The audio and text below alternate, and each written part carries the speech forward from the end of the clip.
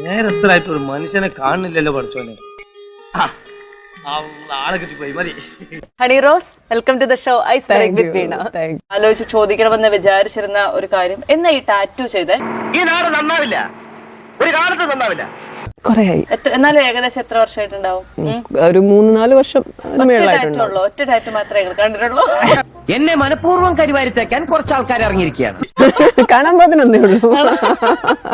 കാണാൻ പാടില്ലാതെ എത്ര ടാറ്റു ഉണ്ട്? Cool down KRP, cool down. നമുക്ക് പിന്നെ നിയമപരമായി തന്നെ ഒതുക്കാം. തന്റെ കാര്യം ഞാൻ ഏറ്റു. ഏറ്റു. ആർട്ടിസം കണ്ടാൽ എനിക്കിത് ചോദിക്കാൻ ഭയങ്കര ആഗ്രഹം. ഒരെണ്ണം കൂടി ഉണ്ട്. അത് ഏകദേശം എവിടെ? മേലാൽ ഇങ്ങനൊന്നും ചെയ്യില്ല. 5-6 അബദ്ധമൊക്കെ എല്ലാവർക്കും പറ്റേ. അച്ഛനും അമ്മയ്ക്ക് അറിയാവോ അങ്ങനെ ഒരു ടാറ്റു ഉള്ള കാര്യം? ഒരു ചോദ്യം കൂടെ എനിക്ക് ചോദിക്കണമെന്നുണ്ടായിരുന്നു, പറയുമോന്ന് അറിയത്തില്ല. ഒരു ഇനാഗുറേഷൻ എത്ര രൂപ?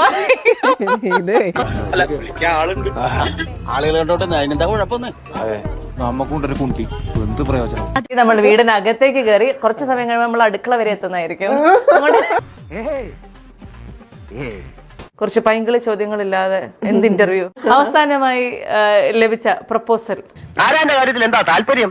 ഇതുവരെ ജീവിതത്തിൽ ഒരു ലവ് ലെറ്റർ പോലും കിട്ടിയിട്ടില്ല. ഇൻസ്റ്റാഗ്രാമിലോ പ്രപ്പോസലുകൾ വരാറില്ല. ഏതെങ്കിലും ഒരു സെലിബ്രിറ്റി പ്രപ്പോസലിനോട് നോ പറഞ്ഞിട്ടുണ്ടോ? ആരും പ്രപ്പോസ് ചെയ്തിട്ടില്ല.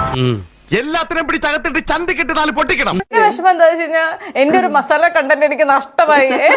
എന്തെങ്കിലും ഒരു സാധനം ഉണ്ടാവും, അത് ആരാണെന്ന് എങ്ങനെയെങ്കിലും ചോദിച്ച് മനസ്സിലാക്കി പോണെന്നൊക്കെ വിചാരിച്ചിട്ടാണ് ഞാൻ വരുന്നത്. ഔചിത്യം എന്നൊരു സാധനം ഉണ്ട്. ഒരു മനുഷ്യനായ കുറച്ചൊക്കെ ഔചിത്യം വേണം. ഹണി റോസ് ഹോട്ട് എന്ന് യൂട്യൂബിൽ എപ്പോഴെങ്കിലും സെർച്ച് ചെയ്തിട്ടുണ്ടോ? ഞാൻ കുടുങ്ങി ചാർലി, ശരിക്കും. Hot pictures. പിന്നെ ഞാൻ കൂടുതൽ പറയാം, നേവൽ എല്ലാ ആർട്ടിസ്റ്റുകളുടെ പേര് നോക്കും ആണ്. എന്നിട്ട് എന്തെങ്കിലും കാണുന്നതായിട്ട് കണ്ടിട്ടുണ്ടോ? പിള്ളേരല്ലേ പുണ്ണാക്കല്ലേ എന്ന് വിചാരിക്കും തോറും തലേ കയറി പൊറോട്ട അടിക്കുക. ഞാൻ പോട്ടെ, പോകാൻ വരട്ടെ. ഇഷ്ടപ്പെട്ടെങ്കിൽ ലൈക്ക് ചെയ്യണം, കമന്റ് ചെയ്യണം.